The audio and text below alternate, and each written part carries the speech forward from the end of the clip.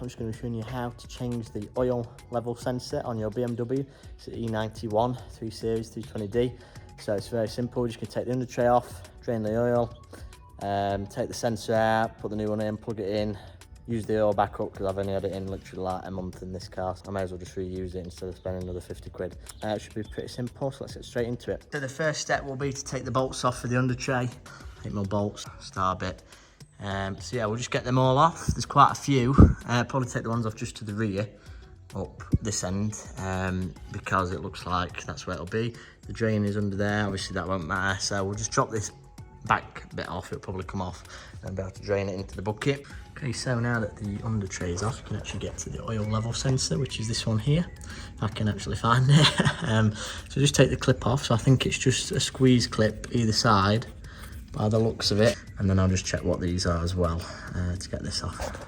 Okay, so now that's pretty much drained out. That is a 17 mil. I don't know why I thought it was a 14. So we're just going to take the connector off, well, the sensor off now. So this is actually a 10 mil. So now the old one's off. Very easy to get off. You just take them 10 mil nuts off, just wiggle it a little bit. That comes out. Then we've got the new one here. Just put that on that way like so. Make sure it's got the little O-ring bit on there. Then I'm just going to get the nuts and put that on there. So we've got a bit of a problem, it doesn't actually fit. So the connector is a little bit different. I'll just show you here. Well, listen, it did say 91, but you see the connector, there's these little prongs on the inside. The two in the middle are off center on mine, and these are centered, so it doesn't connect. So I'm gonna have to refund that now and get the correct one. So just be careful when you're buying. And so I've finally got the correct connector. Now when checking these, when you're buying them, just ensure that these pins are correct. So you see on the inside, there's two on the top, one on the bottom. Make sure that they're the right way up, because the one that I bought, these two close together, were at the bottom instead of the top. So that's the new one there. And then I'll just show you the old one.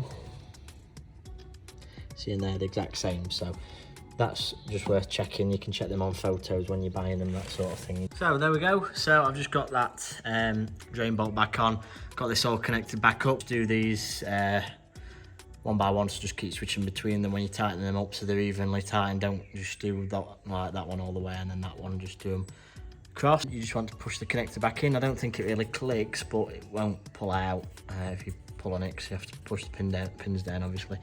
But yeah, so that's all back on. So hopefully that should sort the low oil level light that I keep getting literally every like minute.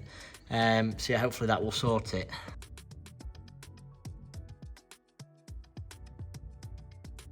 So yeah, hopefully you found today's video useful. If you did, please subscribe to the channel, check out my other content as well.